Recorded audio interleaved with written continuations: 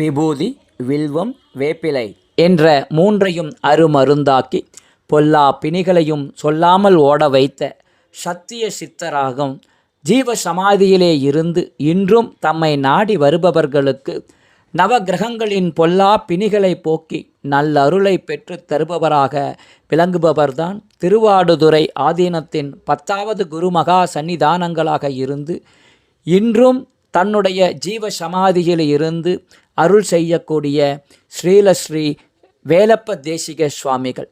ஆம், RK voice நேயர்களே, தற்பொழுது நீங்கள் தரிசனம் செய்து கொண்டிருப்பது குருமகா சன்னிதானங்களான ஸ்ரீலஸ்ரீ வேலப்ப தேசிக சுவாமிகளின் ஜீவ சமாதியைத்தான்.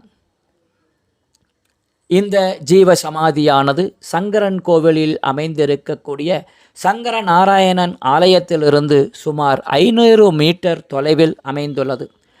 18ஆம் நூற்றாண்டில் வாழ்ந்த சித்தரான ஸ்ரீலஸ்ரீ வேலப்ப தேசிக சுவாமிகள் நாம் தற்போது இருக்கக்கூடிய இந்த இடத்திலே ஜீவ சமாதியாக அமைய விரும்புவதாக மாமன்னர் பூலித்தேவரிடம் எடுத்து கூறினார்.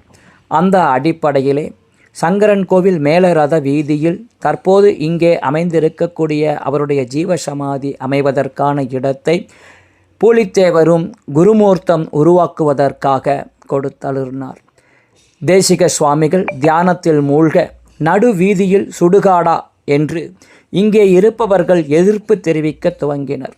அந்த நேரத்திலே சமாதியிலிருந்து வெடித்து சிதறி சுடுகாட்டில் பிணம் இருக்கும், நான் நிஜமையா நிஜம் என்று கூறி சுவாமிகள் தன்னுடைய நிஜமான ஸ்வரூபத்தை மக்களிடம் காட்டி மீண்டும் தியானத்தில் ஆழ்ந்தார்.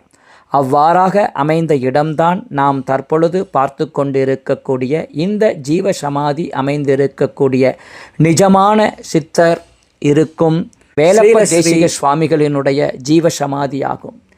நிஜமான சித்தரின் முன் அவரின் ஆசீர்வாதம் நம் அனைவருக்கும் அமைவதாக வேண்டியபடி சங்கரன் கோவில் செல்பவர்கள் மறக்காமல் இந்த நிஜமான சித்தர் இருந்து அருளும் சித்தரனுடைய ஜீவ சமாதிக்கு சென்று அவரை தரிசித்து நோய் நொடிகள் நீங்கி நீண்ட நல்ல ஆரோக்கியமான வாழ்வை பெற்று வாழ வேண்டுமாய் நாம் வேண்டுகின்றோம். அந்த அடிப்படையிலே இந்த ஜீவ சமாதியானது சங்கரன் கோவில் மேலரத வீதியில் அமைந்திருக்கிறது.